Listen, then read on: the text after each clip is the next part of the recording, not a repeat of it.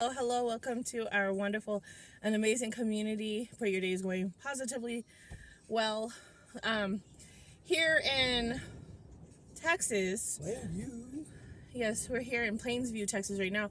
There is like so much going on, so please, all of you all, be safe out there.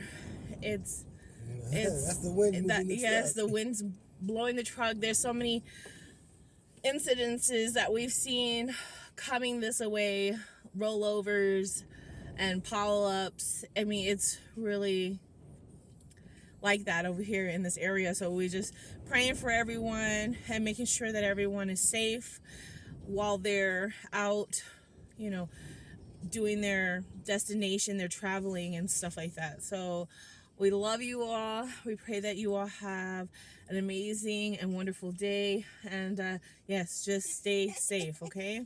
Love you. Mwah. It's gonna be like in the books and in history of life. Like that's how fucking powerful winds are. Look, guys, this is how powerful the wind blew this truck all the way over here. There's a detour because there's a RV tipped over there and another big truck tipped over. So, huh? I've never seen so many trucks flipped on their side.